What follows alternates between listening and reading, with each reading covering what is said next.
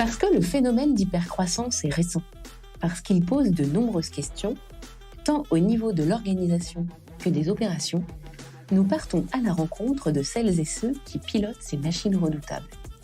Je suis Fanny Rimbaud, fondatrice de Double 6, et dans Kiss My Scale, on parle de nos sujets de prédilection. Stratégie, roadmap, équipe, growth, et parfois même, on dessine.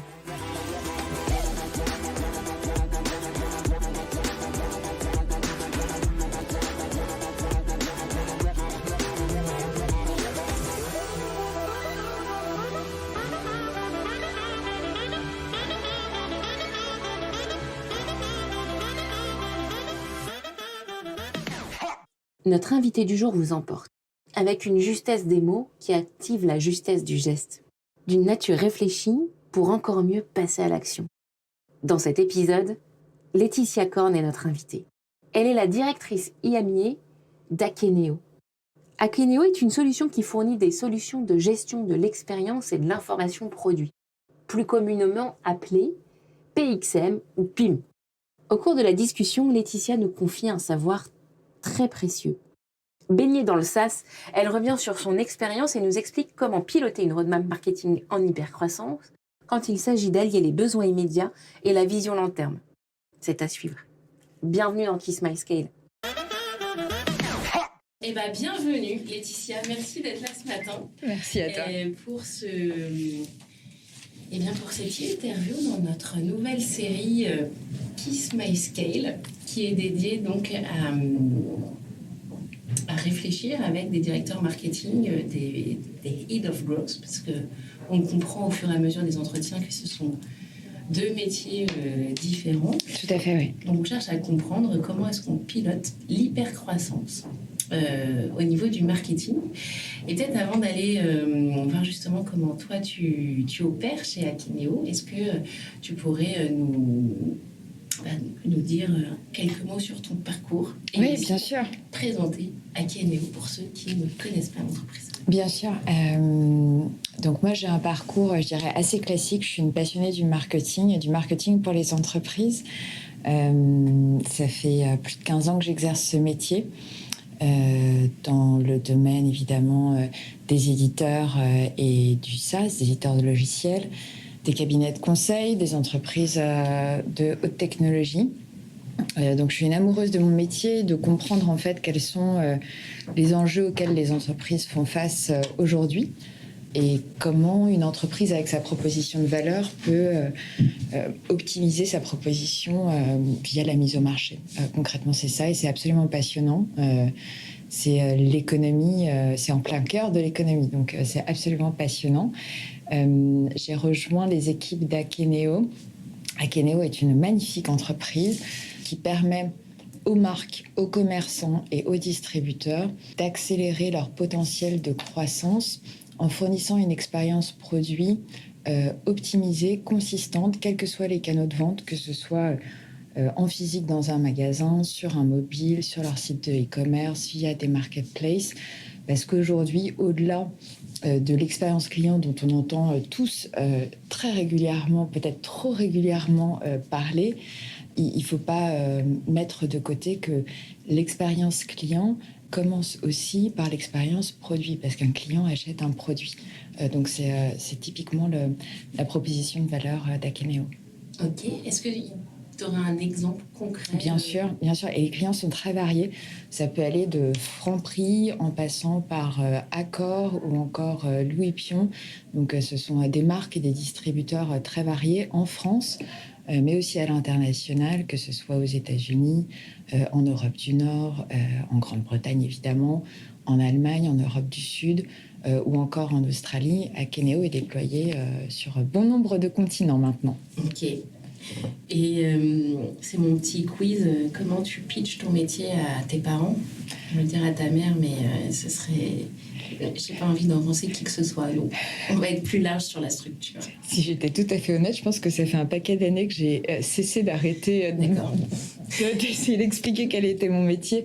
Mais expliquer mon métier à mes parents, c'est accompagner les entreprises dans leur schéma de mise au marché pour permettre d'optimiser les capacités de vente. Je dirais ça comme ça. Ok. Donc depuis combien de temps tu es chez Akeneo ? Ça va bientôt faire 1 an. C'est assez récent encore, ouais. Et est-ce que donc tu dis que tu t'es un peu spécialisée dans le monde des éditeurs et du SaaS. Comment est-ce que tu expliques ça ? Parce que Comment est-ce que j'explique ça ? J'ai un amour profond pour les propositions de valeur fortes. Et ces propositions de valeur fortes passent par une expertise forte. Ça semble être assez logique. Et les éditeurs de logiciels, notamment un éditeur comme Akeneo ou les éditeurs pour lesquels j'ai pu travailler précédemment, ont une vision disruptive généralement de leur marché. C'est-à-dire qu'on va mettre à disposition un outil, un logiciel pour répondre à de vrais sujets du quotidien des entreprises. Et c'est vraiment ce que je trouve absolument excitant. Et c'est ce qui m'a engagée à travailler auprès de différents éditeurs, que ce soit Akeneo auprès du monde des commerçants au sens large, que ce soit dans l'environnement du big data également. Ces nouvelles propositions de valeur sont structurantes pour les enjeux auxquels les entreprises font face aujourd'hui. Très clair. Et à quel niveau de maturité penses-tu être arrivé chez Akeneo ? Alors, je ne sais pas si on parle de moi ou d'Akeneo. On parle d'Akeneo. On parle d'Akeneo. Je me suis rendu compte en le formulant qu'il y avait une ambivalence dans la formulation. Mais on parle bien d'Akeneo. Akeneo a récemment levé 135 millions de dollars, donc on parle de série D. Et concrètement, c'est la phase d'hypercroissance, le sujet d'aujourd'hui, et c'est la phase qui est communément nommée de scaling auprès des entreprises, c'est-à-dire qu'Akeneo connaît une croissance forte depuis plusieurs années, et derrière scaling, si on le traduit, moi je trouve que ça se comprend assez simplement, c'est le passage à l'échelle de l'entreprise vers une structuration plus forte pour un chiffre d'affaires plus fort, plus de clients, plus de collaborateurs. Donc, on change de paradigme un petit peu. Donc, en effet, ça y est, l'échauffement est passé. L'échauffement est passé, ouais. Cœur du sujet. Absolument. Donc, j'imagine que tu arrives avec cette mission de passage à l'échelle. Absolument. Est-ce que tu peux nous emmener un peu dans les coulisses déjà, avant l'arrivée ? Comment se passe les discussions, la mise en relation, le repérage même, parce que les profils comme le tien sont du coup assez rares sur le marché, puisqu'on parle d'un marché qui est récent. Oui. Enfin, déjà un peu les coulisses, et ensuite j'aurais des questions sur l'arrivée et la période de démarrage. Donc sur ce qui a suscité mon intérêt, la proposition de valeur. C'est ce qui guide mes choix et c'est extrêmement important. Akeneo a une proposition de valeur très différenciante sur le marché et qui répond à un réel besoin. Donc ça, c'était le premier point. Et tu l'avais identifié tout de suite. Oui, moi je suis une passionnée du monde de la data en général. Et finalement, Akeneo fournit un outil qui permet de tirer parti et de simplifier toute la donnée autour du produit. Et en fait, c'est pas quelque chose d'abstrait. Chacun d'entre nous, quand on est dans un magasin, quand on est sur son téléphone, quand on fait une recherche sur Internet, quand on est sur une marketplace, on est un consommateur potentiel et on va se dire mais quel est ce produit ? Et quel est ce produit ? Ça va passer évidemment par son descriptif, mais aussi toute la partie image, toute la partie recommandation, tout ce qu'on peut attendre aujourd'hui en matière de déclinaison d'informations et donc de data autour du produit. Et que ce soit adapté sur le bon support. On n'a pas envie d'avoir une fiche produit en format A4 quand on est dans les rayons d'un magasin, en tout cas pas nécessairement. Et de la même manière, ça ne va pas être les mêmes informations dont on a besoin quand on est sur un réseau social, le site de e-commerce. On s'attend à des propositions de valeur différentes et aussi suivant le pays dans lequel on se situe. Donc il y a plein de déclinaisons possibles de cette data. Donc la proposition de valeur forte, et puis ensuite les équipes définitivement, parce que On passe, je pense, chacun beaucoup de temps dans nos emplois respectifs. J'ai la chance d'exercer un métier que j'adore profondément dans un environnement qui m'excite beaucoup. Et donc, comme on passe beaucoup de temps ensemble, rencontrer des interlocuteurs et des collaborateurs et des managers qui sont inspirants, qui sont visionnaires, qui sont francs et sincères dans les échanges. Pour moi, c'est les prérequis fondamentaux et c'est ce que m'a offert Akeneo lors de nos premiers échanges. Donc ça s'est passé, ouais. C'était à peu près les 3 critères qui étaient importants pour moi et auxquels Akeneo répond tout à fait. Donc tu arrives et alors on parle de ces 100 premiers jours du CMO. C'est vrai ça, c'est vrai, cette saison. Comment sont passés les tiens et qu'est-ce que tu retiens de ces... Alors, en plus, c'est une période qui est pas si lointaine. Alors, je sais pas, on pourrait aussi parler de la première année du CMO, mais je crois qu'on peut, on peut le décliner comme ça à l'infini. Qu'est-ce qui se passe une fois que tu arrives dedans et que tu dois construire ta roadmap? C'est très intéressant comme question parce que finalement, il y a des outils super classiques qui existent. Je pense qu'on est tous passés par ces outils, ton plan à 30, 60 et 90 jours. Et on se dit, oh, mon Dieu, mais c'est hérité des années 80. Peut-être, mais c'est pas une si mauvaise idée que ça pour se dire quels vont être mes jalons qu'il va falloir d'une part établir et d'autre part essayer d'y répondre, communiquer dessus. Donc je pense qu'il y a une phase d'audit. C'est une forme de politesse aussi, hein. Enfin, on arrive dans une entreprise, donc il faut savoir regarder, comprendre l'organisation, essayer de comprendre de manière un peu plus fine le produit, les marchés sur lesquels on s'adresse. Évidemment, son équipe, ça c'est absolument fondamental. Et puis, moi, j'aime bien avoir une posture hands-on, c'est-à-dire que regarder, auditer, oui, mais j'aime bien mettre rapidement les mains dans le sujet et donc de sélectionner peut-être 2-3 sujets sur lesquels on peut intervenir en tant que CMO. Donc, ça peut être dans l'accompagnement des équipes et la structuration d'un premier outil au regard du plan marketing ou au regard de tout autre sujet qui peut nous concerner. Ça peut être la mise en place de certaines routines de communication, évidemment avec son équipe, mais aussi avec tous les clients en interne que le marketing peut avoir. Et les équipes marketing ont de nombreux clients en interne. Donc ça fait partie des fondamentaux des 30 premiers jours. À 60 jours, il faut quand même essayer d'offrir un peu plus de visibilité et à 90 jours de se positionner, je pense, soit en tant que leader au sein de l'organisation.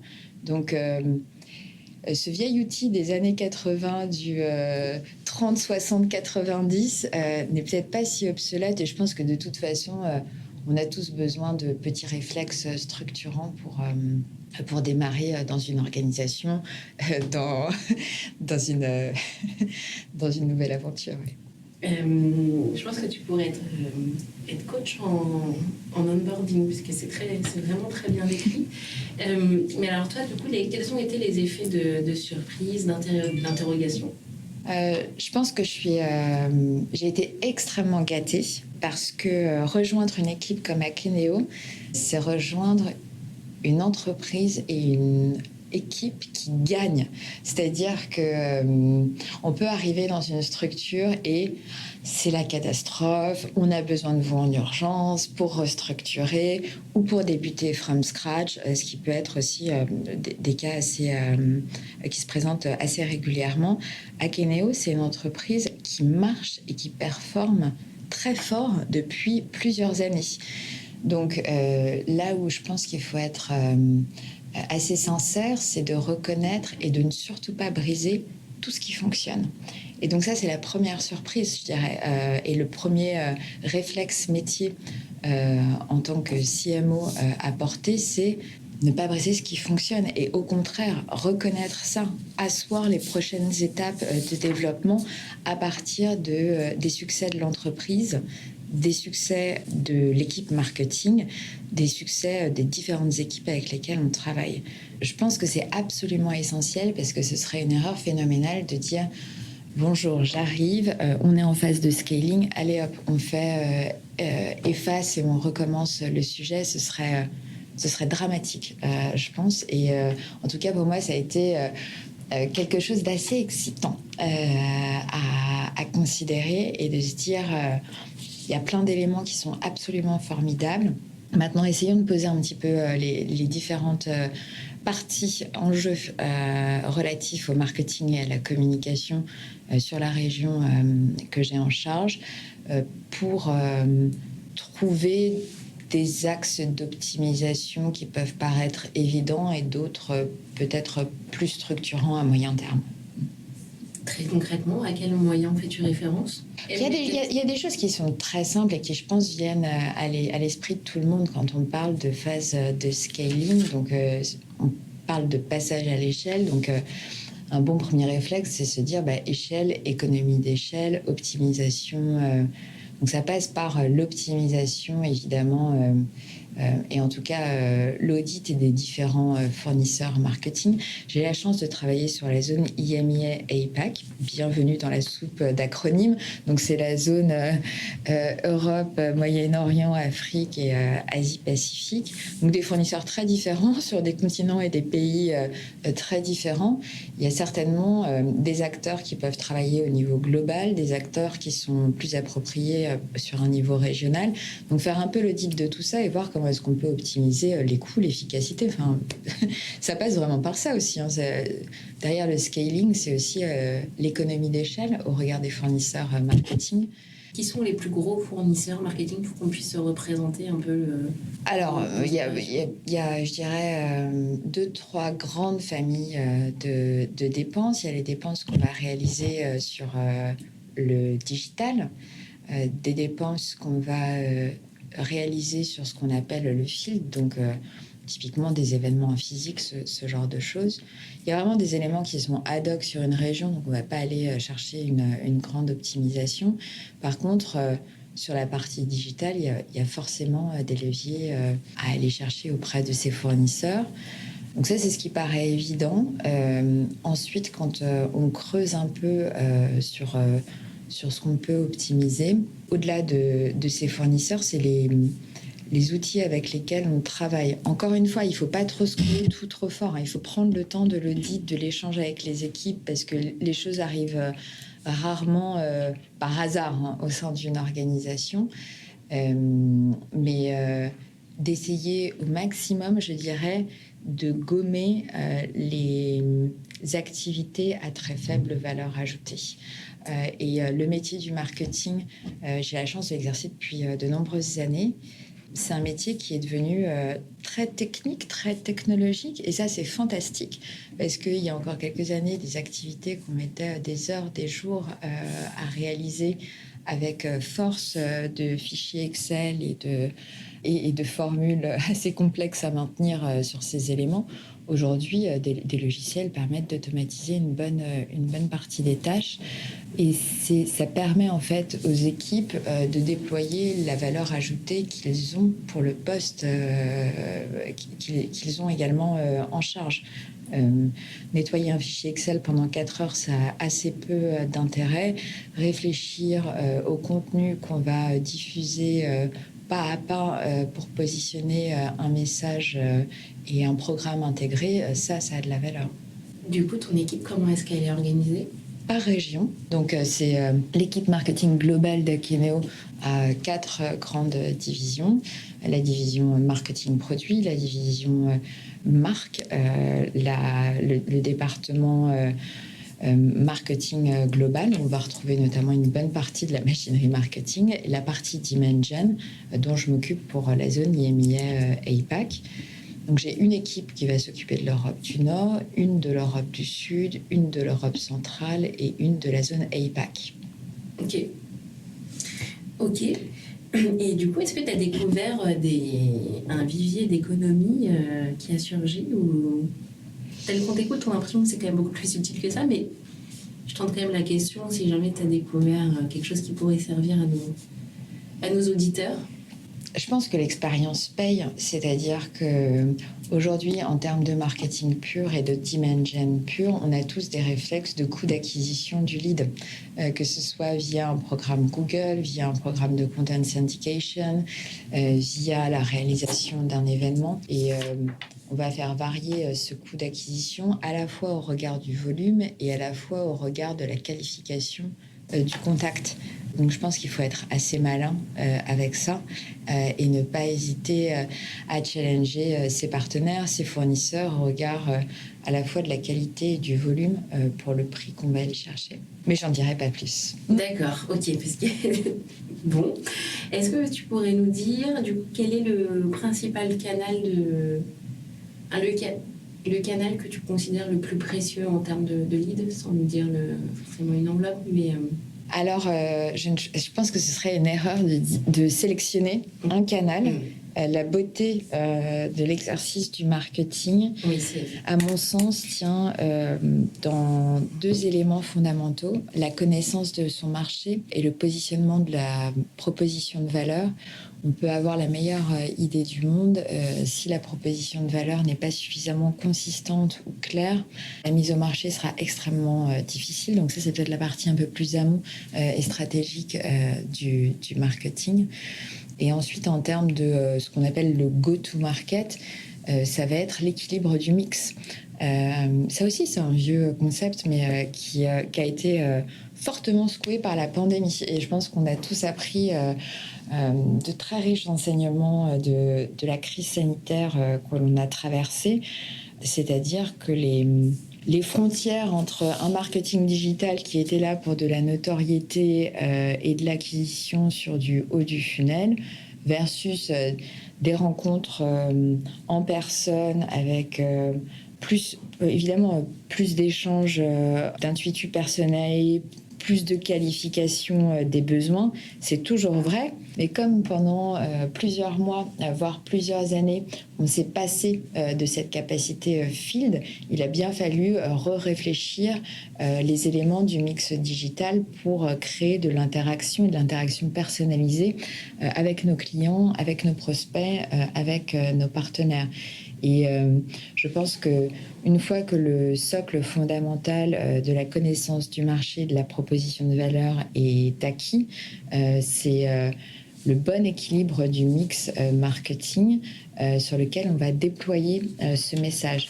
Donc je ne pourrais jamais dire foncez sur le digital, foncez sur les événements en personne de petits formats qui vont vous offrir plus de temps avec les interlocuteurs auxquels vous souhaitez parler. Je pense sincèrement que c'est un tout. Et que c'est un tout, pour revenir à notre sujet d'hypercroissance, qu'il faut savoir mesurer assez finement en termes d'efficacité et qu'il faut savoir revisiter extrêmement régulièrement. C'est-à-dire que ce que je pensais être acquis il y a encore 3 ans ne l'est plus aujourd'hui en matière de mix marketing. Pourquoi ? Parce que oui, la pandémie, effectivement, a touché tout le monde, mais aussi parce que les technologies changent, les fournisseurs changent, les attentes de nos prospects, de nos clients, de nos partenaires évoluent. Et ce qui était vrai avant la pandémie, pendant la pandémie et aujourd'hui post-pandémie ne recouvre plus la même réalité sur ce qu'on attend d'un message via le digital, d'un message via un événement, d'un message via les différents outils de communication et de relations presse que l'on peut avoir. Alors, justement, il y a un pari qu'on fait, nous, au travers de ces entretiens. Un pari faux, tu vas te rendre compte. Je crois entendre à peu près ta réaction une fois que je vais le formuler, mais on se dit, tiens, il y a peut-être une recette, un pattern donc du marketing en hypercroissance. C'est peut-être pas la formule la plus intelligente qui existe. Mais en le recherchant, on se rend compte de la multitude des possibles, mais c'est quand même ce qu'on vient un peu saisir auprès dans le cadre des entretiens. C'est vrai que cet exercice d'essayer de choisir un canal plutôt qu'un autre... Ouais. C'est difficile. Enfin, ce serait pas, à mon sens, ça dépend de ce qu'on vend, ça dépend des audiences qu'on va chercher, mais je trouverais le pari risqué. En fait, l'objectif, c'est plus Ce que j'aimerais pouvoir éclairer, c'est comment tu scores ou comment tu évalues chaque canal, justement, et quelle est un peu ta secret sauce sur le mix. Mais ça, c'est une excellente question. Et c'est une question qui me fait très plaisir parce que on a tous assisté ces dernières années à une évolution. Et là, pour le coup, l'expérience client est extrêmement importante dans nos métiers du B2B également. C'est-à-dire qu'avant, on pouvait parler d'un produit qu'on mettait en vente sans nécessairement raconter d'histoire. Et ça pouvait fonctionner, quoi. Aujourd'hui, si on ne s'intéresse pas à la production de contenu qui fait sens pour l'audience que l'on va chercher, on va vite faire face à un mur. Donc, s'il me tient à cœur de partager un élément de recette magique, ce serait celle de s'intéresser à son marché et d'identifier sur son marché qu'est-ce qui anime ce marché sur lequel on est installé. Dans le cas d'Akeneo, aujourd'hui, quels sont les enjeux auxquels les marques, les distributeurs, les commerçants font face quand ils doivent accroître leur part de marché, préserver leur marge, s'étendre sur un scope géographique plus large, répondre à de nouvelles attentes des consommateurs. Qu'est-ce qui anime nos clients et qu'est-ce qui anime nos prospects? Et si on n'identifie pas ça, eh bien là, ma secret sauce tient en pas de bras, pas de chocolat. C'est-à-dire que pas de go-to-market efficace si on n'a pas un message et un contenu qui fait sens pour son marché. Expliquer que mon produit, c'est le meilleur, super. Mais dans quelle mesure ma proposition de valeur répond à des enjeux de haut niveau au sein des organisations? Le pourquoi est important. Se positionner de manière à positionner l'entreprise de manière à avoir des experts qui vont décrypter ces tendances, c'est absolument essentiel. On est encore quand même sur des marchés d'évangélisation, même si on peut tous très bien comprendre ce à quoi ressemble l'expérience produit. Ça, c'est un élément fondamental. Et ensuite, au niveau du go-to-market, on va utiliser certains canaux pour mettre en œuvre ces messages de haut niveau. Et le comment, là, ça va être des éléments qui sont plus de l'ordre de l'évaluation. Donc, pour répondre précisément à ta question, je dirais construire un contenu qui soit approprié aux différentes phases d'acquisition d'un prospect et aussi aux phases de rétention d'un client. Comment construire un contenu de notoriété qui répond à haut niveau aux enjeux du marché auquel on s'adresse? Comment créer un contenu qui va plus accompagner nos audiences sur l'évaluation de différentes solutions, leur efficacité? Et troisième phase, comment est-ce qu'on va les rassurer au regard du positionnement de l'entreprise, de ses succès auprès de ses clients et de son sérieux et de son poids sur le marché? Et en ce sens, le pas de bras, pas de chocolat est extrêmement important parce qu'on peut avoir le meilleur mix du monde. Si on ne sait pas de quoi on parle et si ça ne fait pas sens pour le marché, on va dans le mur. Et ça, aujourd'hui, ça porte, je pense, ce qui est nécessaire pour grandir sur un marché. De se mettre à la place de notre prospect, de se mettre à la place de notre client et de se dire qu'est-ce qu'il peut attendre de nous ? Quelle est la proposition de valeur qu'il va aller chercher? Quel niveau d'information? À quel moment du cycle d'acquisition? Et en ça, les éléments de marketing B2B et B2C se sont rapprochés. Et ça, c'est extrêmement intéressant. Pas avec les mêmes éléments. On n'achète pas un logiciel comme on achète un t-shirt, ça c'est évident. Mais cette tendance est extrêmement intéressante. Et du coup, c'est quand même une tendance qui nous demande beaucoup de temps disponible pour les équipes pour travailler à ces contenus. C'est des éléments qui sont à très forte valeur ajoutée. Et c'est là où c'est très malin aussi dans les bonnes pratiques, à mon sens, de savoir automatiser une partie des activités qui peuvent être à plus faible valeur ajoutée pour se dégager du temps au niveau de la compréhension du marché, la construction des messages et finalement la construction de programmes marketing et communication intégrés qui vont utiliser tous les éléments du mix marketing pour porter ces messages de manière consistante. On voit bien comment tu racontes aussi comment le B2B est certainement porté par des entreprises en hypercroissance, donc de fait un peu en avance aussi sur les méthodes marketing. Comment le B2B se saisit de la marque média, qui est quand même un concept B2C. Ça fait quand même quelques années que du côté du B2C, c'est un enjeu. Le B2B y arrive.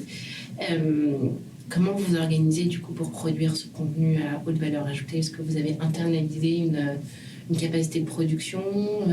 Ce qui est magnifique, c'est qu'on a de vraies équipes d'experts sur le produit, de vraies équipes d'experts au niveau du marché. Et l'articulation et la production se fait principalement en interne avec des exercices qui sont vivants tout au long de l'année, qu'on essaye plus ou moins de sacraliser et d'organiser, parce qu'on ne peut pas faire les choses au fil de l'eau. Ce serait... Parce que là, excuse-moi, j'entends toutes tes homologues penser à leur propre production de contenu, et souvent le chemin infernal que c'est pour la personne au marketing que d'obtenir les recueils d'experts, enfin les expertises internes, etc. Donc si vous avez... Ah non, ça, c'est plutôt léger chez nous. Okay. C'est ce que j'entends dans ton ton. Donc, c'est plutôt... Comment vous êtes organisé? À Kenéo, c'est dans les éléments, quand on discutait au début sur... tu arrives dans une organisation et elle marche déjà très bien, donc il ne faut surtout pas mettre en péril ce qui fonctionne très bien. Au contraire, s'appuyer dessus. Ce qui est très spécifique à Akeneo, je pense aussi, c'est sa culture d'entreprise. Et ce n'est pas un élément ou un terme galvaudé au sein d'Akeneo. C'est encore très frais pour moi, donc c'est assez évident. Et dans les éléments de culture d'entreprise, il y a la bienveillance. Et la bienveillance vaut pour chaque membre au sein d'une équipe et entre les équipes. Donc, quand on a besoin d'informations, elle est disponible et on trouve toujours une solution pour mettre à disposition cette information et construire un nouveau contenu si nécessaire ensemble. Ensuite, en termes de structuration d'équipe marketing, on a une équipe marketing produit, on a une équipe marketing globale aussi qui va gérer une partie de la création du contenu en global. Donc, eux vont travailler avec les interlocuteurs et leurs homologues du développement produit. Et également, on va essayer de faire un loop back. Et ça, c'est l'exercice qui est très intéressant quand on est sur une phase de scaling qui intègre de l'internationalisation. Ces éléments, globaux, doivent aussi se refléter au niveau régional. Donc, la mission des régions, c'est de faire en sorte que ces contenus soient adoptés en interne, proprement diffusés sur chacun des marchés, mais aussi, au regard de leur connaissance des spécificités du marché en local, de dire cet élément-là, en fait, pour nous, serait extrêmement complémentaire et fonctionnerait d'autant mieux. Et donc, pourquoi pas adapter la réalisation d'un contenu global en local, le partager avec, donc là on arrive au loop back, le repartager avec nos équipes globales pour dire voilà la vertu de l'exercice, on a utilisé ce qui nous a été fourni, on l'a adapté, ça fonctionne, voilà le résultat, et comme ça on se nourrit tous de ces exercices. Donc la production de contenu est internalisée, gérée par les équipes globales, relayée par les équipes locales.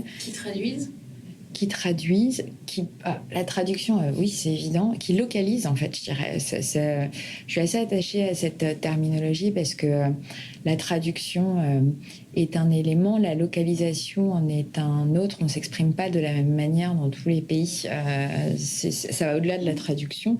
Et puis de ce qui fait sens dans un pays, au regard de son écosystème d'entreprise, au regard de son degré de maturité, au regard de son organisation par verticale. Enfin, il peut y avoir plein de motifs.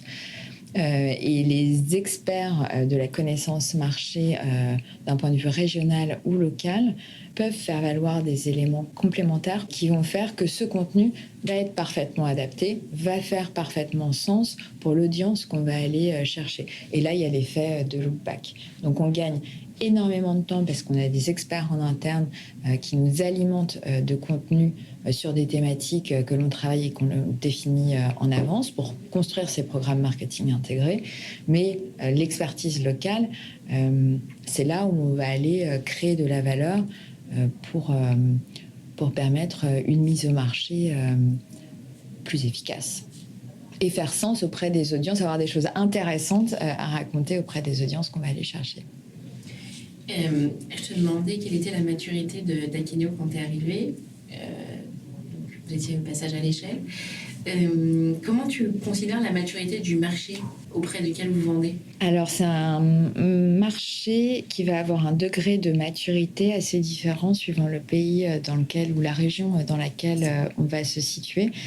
C'est pour ça que c'est toujours très important de localiser ce que l'on fait. Des pays qui sont déjà en tout cas plus évangélisés sur les sujets de l'expérience produit vont pas nécessairement attendre les mêmes informations. Ça paraît évident, mais enfin, si on ne le considère pas, on peut vraiment viser à côté, finalement. C'est un marché en pleine explosion.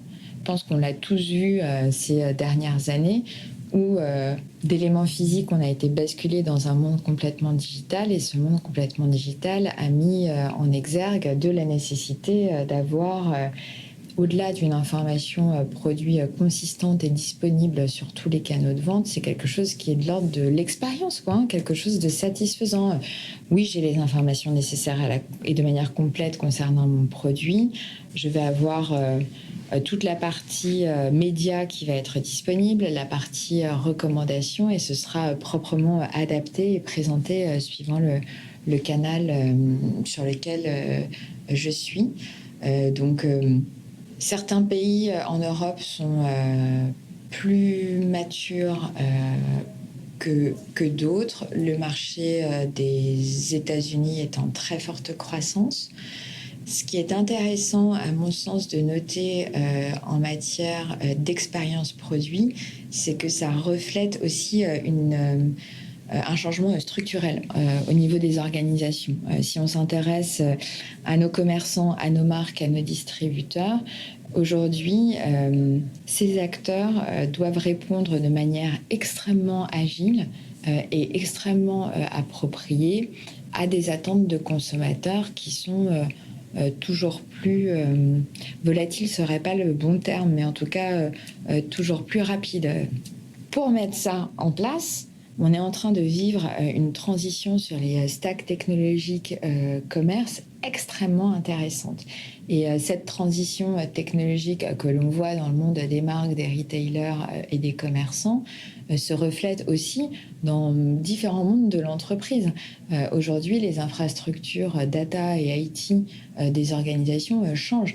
On a vu l'évolution des infrastructures dites on-premise, donc on avait ces informations qui étaient stockées en physique chez soi, au développement et à l'avènement du cloud.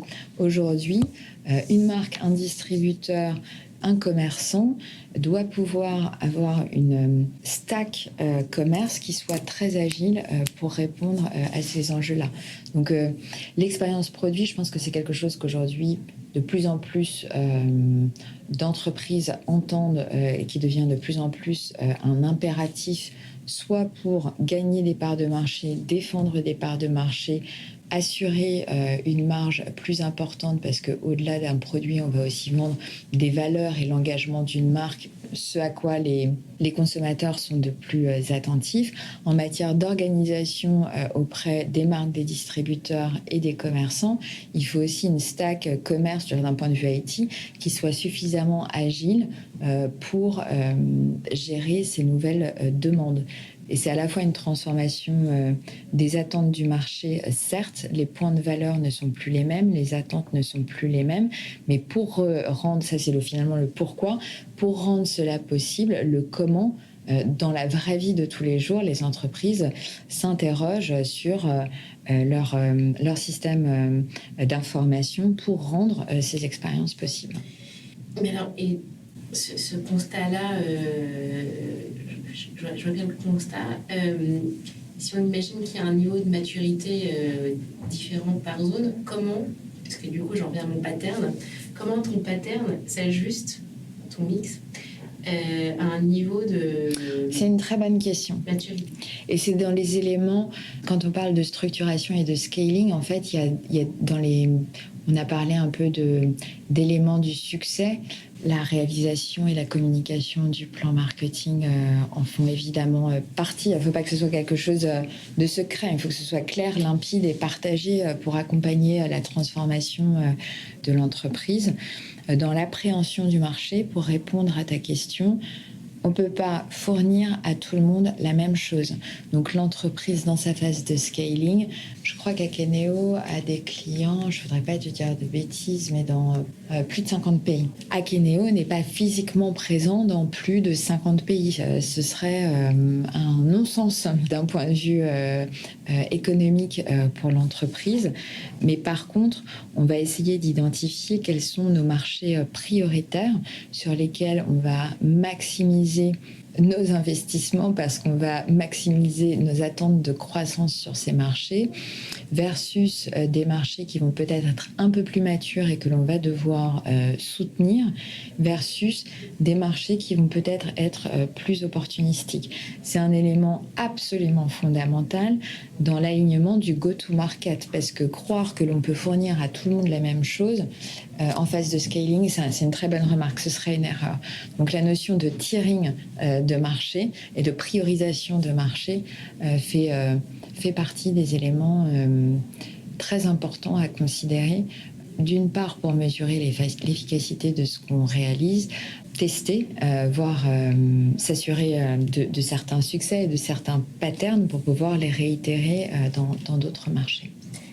Et est-ce que tu observes, je ne sais pas moi, un combo magique entre une très grande présence événementielle plus des campagnes LinkedIn ou je te donne vraiment des exemples au pif, mais est-ce qu'il y a des choses que tu observes justement en fonction de la maturité qui sont particulièrement gagnants et dont tu sais que tu en feras qui font partie de tes apprentissages actuels ou international notamment, peut-être un challenge?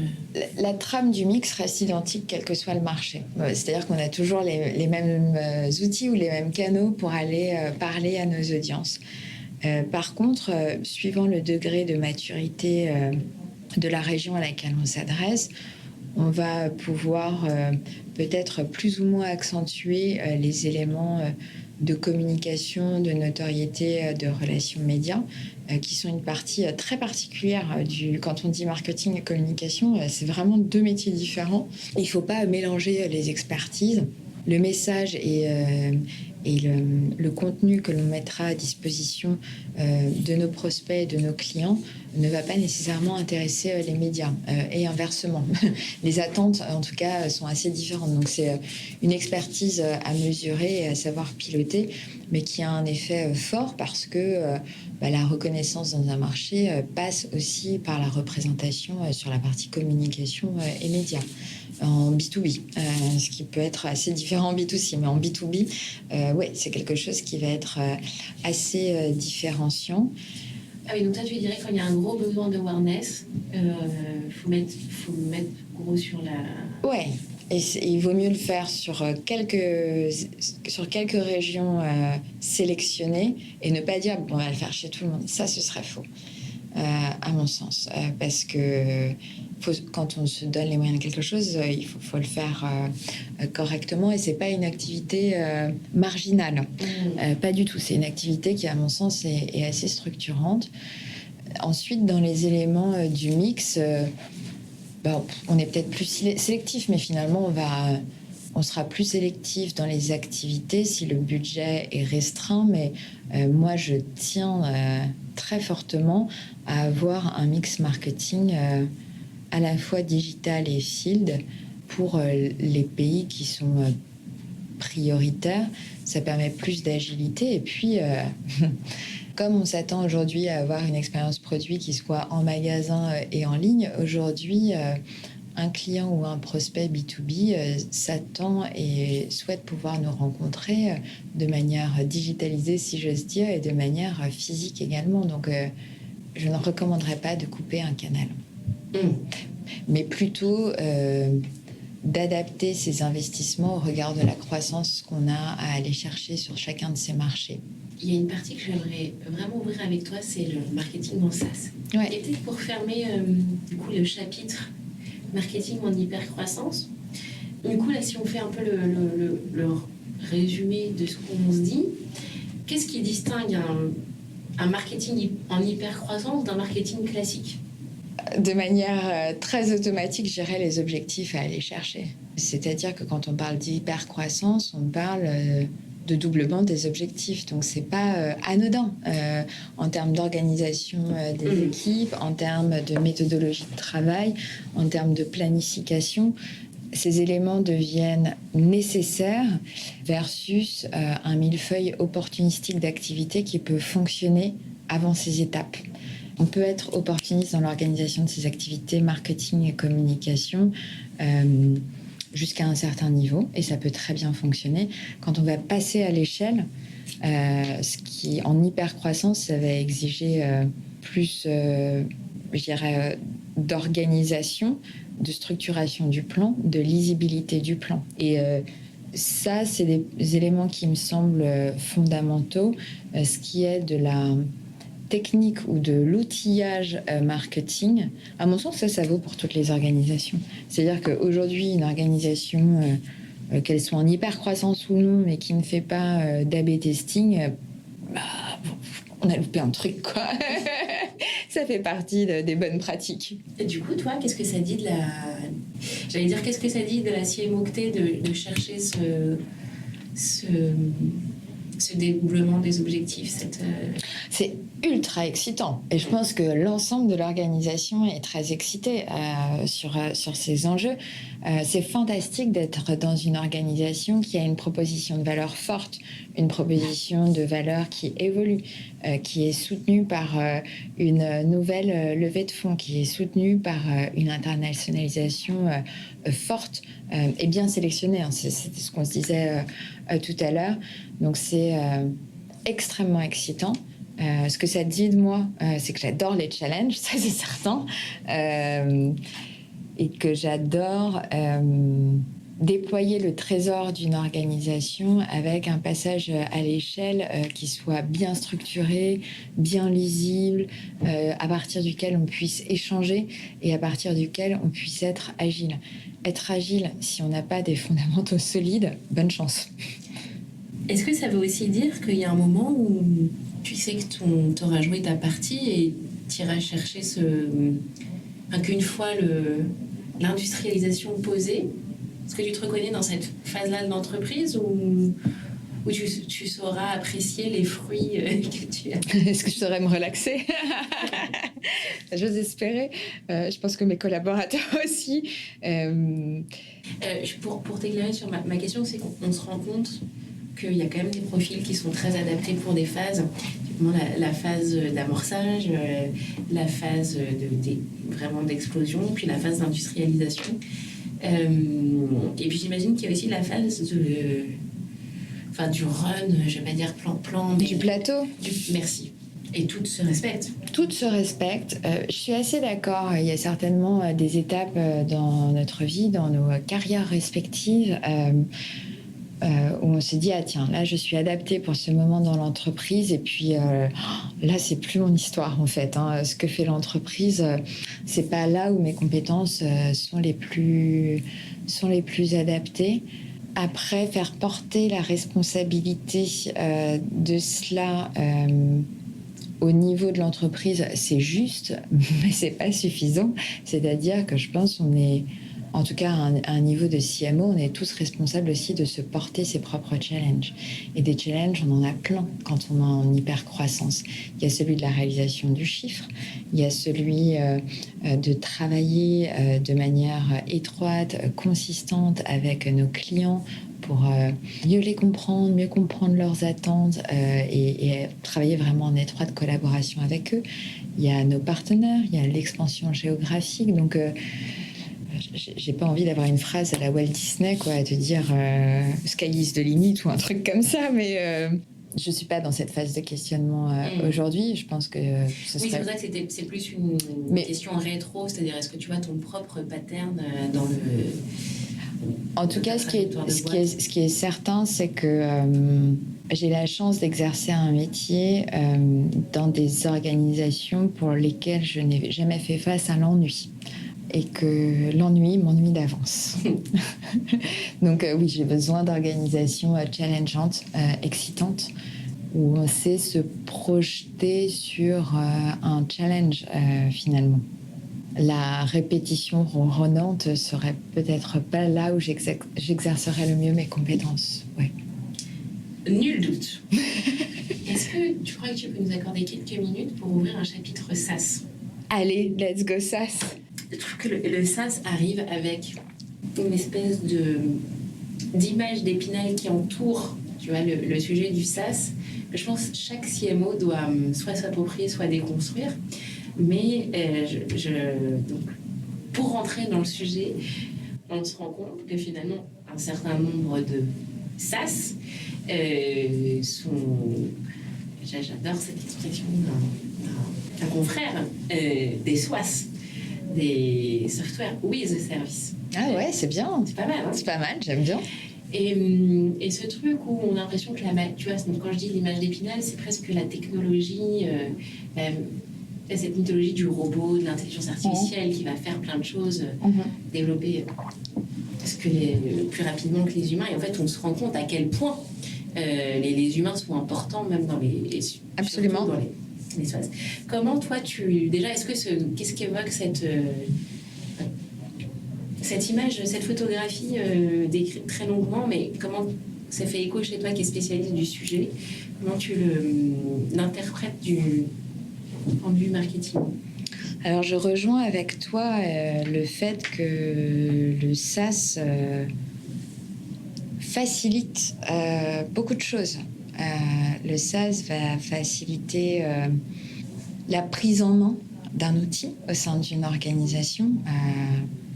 Pas besoin d'héberger la solution, va faciliter la maintenance de cet outil qui sera réalisé on the fly ou quasiment, peut garantir alors les degrés de sécurité, je n'irai pas m'engager là-dedans, mais en tout cas c'est des systèmes qui aujourd'hui sont très largement sécurisés. Donc le SaaS est un très grand facilitateur.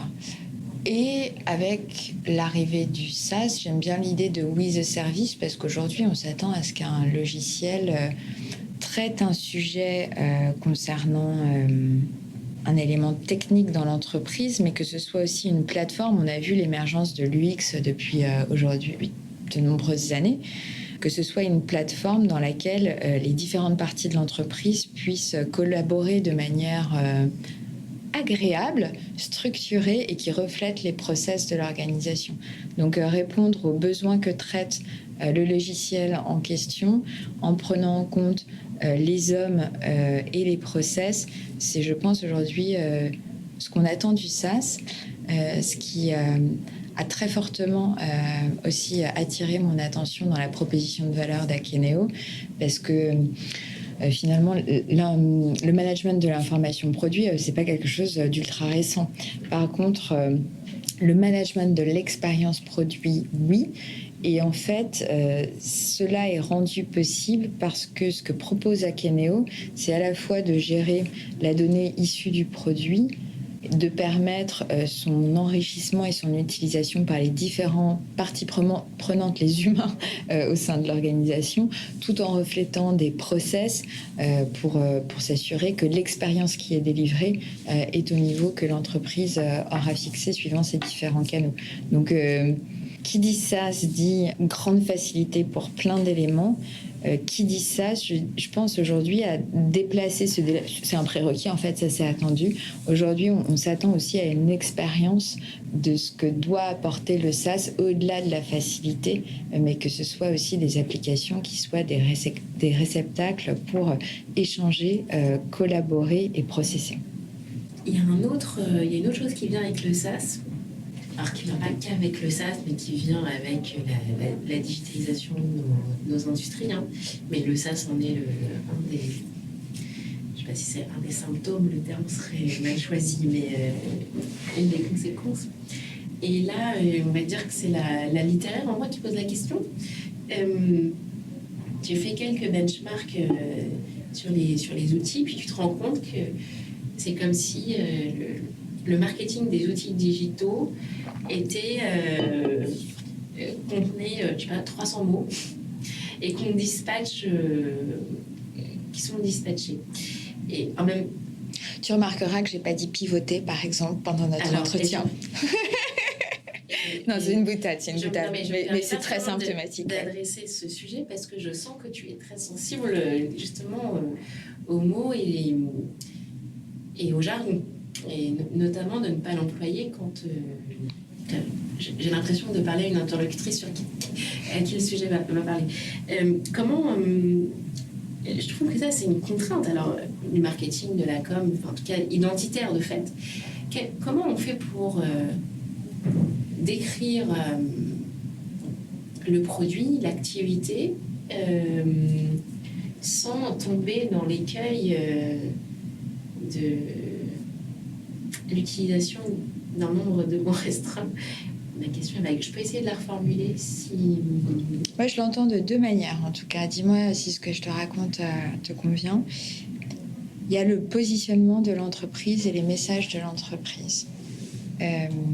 Il faut être consistant là-dessus.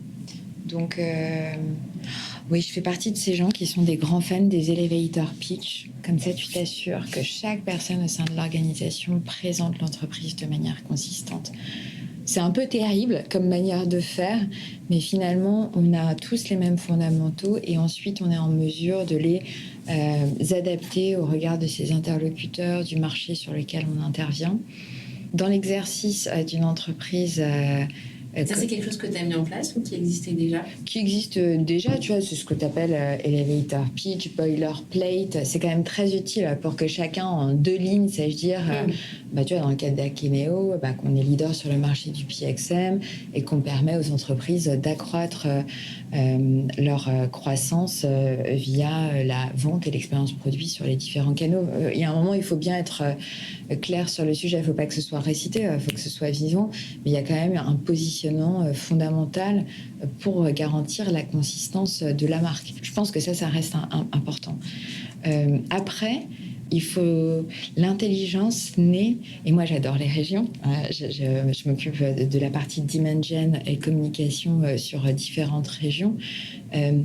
Si on s'arrêtait à la pure et simple traduction de l'anglais au français, de l'anglais à l'allemand, de l'anglais US à l'anglais pour l'Australie, on va passer sur les exemples, ce serait terrible.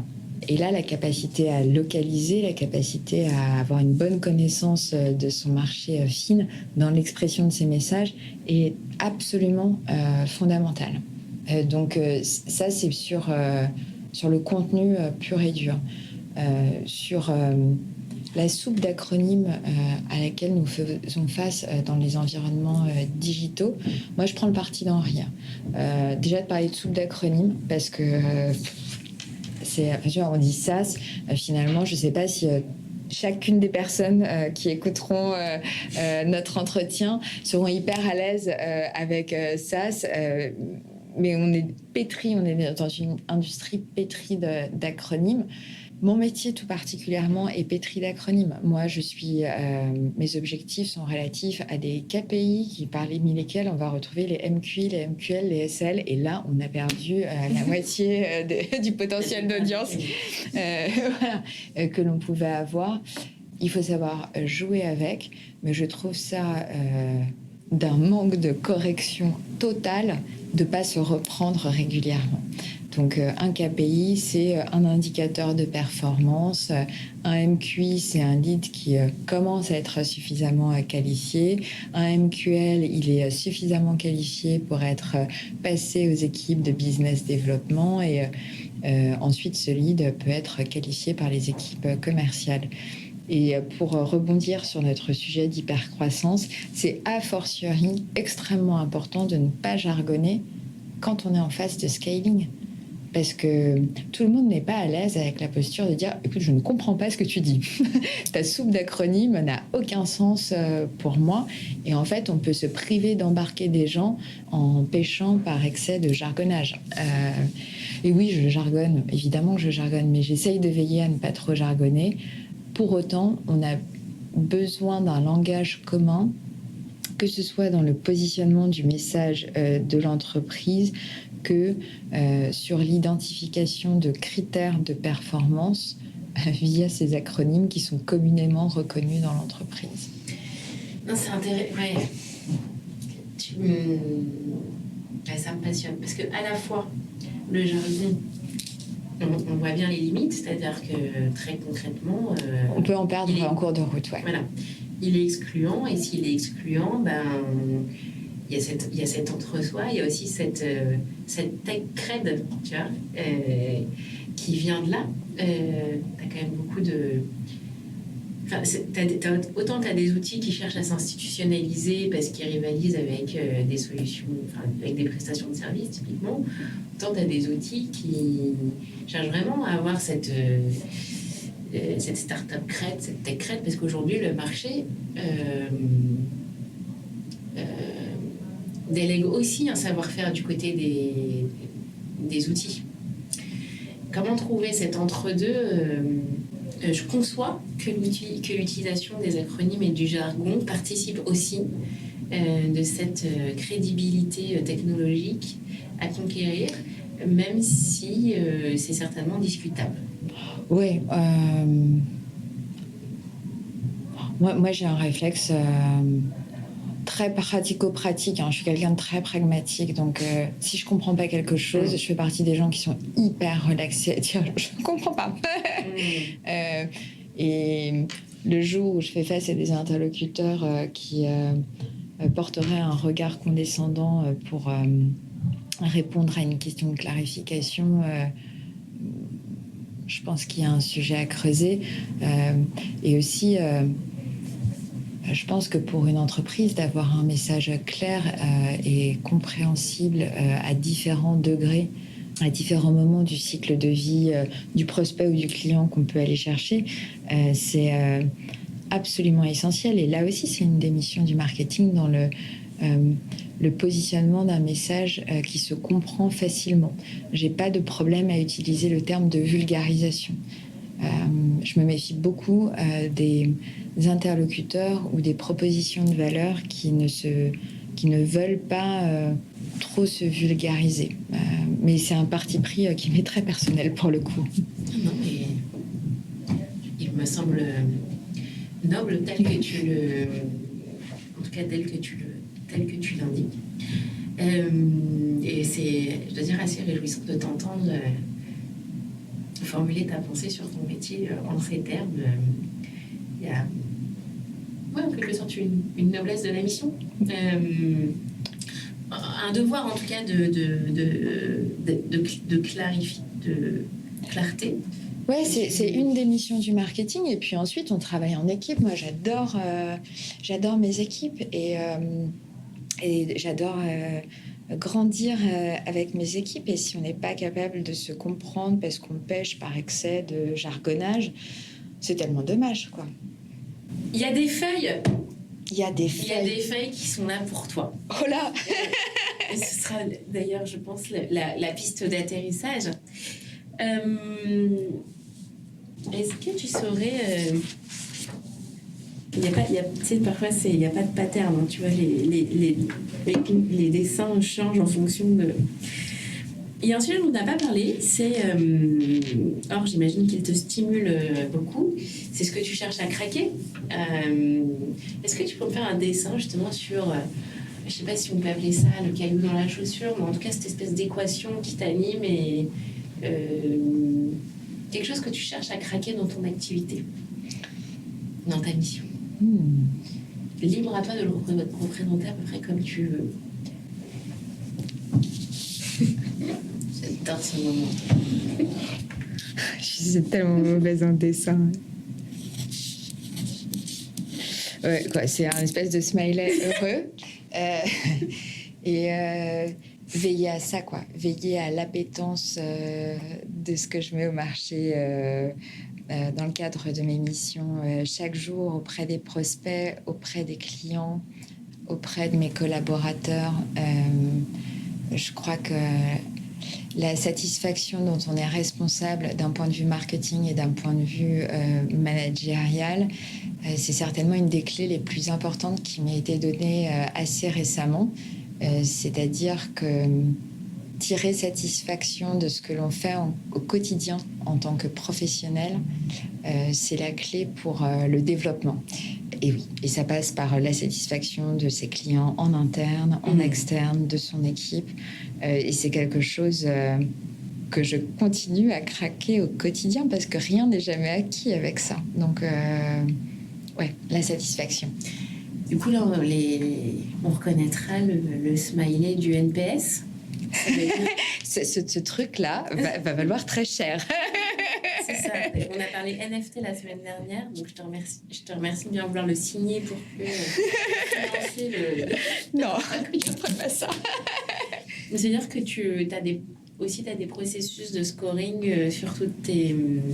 Alors, nous, d'un point de vue marketing, on a un métier très piloté par de nombreux indicateurs. Donc, finalement, tu vas avoir l'efficacité d'un message qui est délivré par un email via les réseaux sociaux qui va être noté avec un taux d'ouverture, un taux de clic, un taux d'abonnement. Tu fais un événement physique, tu peux avoir des études de satisfaction. Et chacun de ces éléments contribue au succès d'une démarche. Oh, Kiss My Scale, c'est fini pour aujourd'hui. Toutes les bonnes choses ont une fin. Mais vous avez aimé cet épisode ? Faites-le savoir sur votre plateforme de podcast préférée.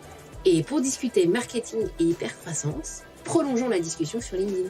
Enfin, si vous aimez les histoires d'entrepreneurs, les coups de bluff et les coups de maître de ceux qui imaginent le monde de demain, rendez-vous sur instinct collectif.com.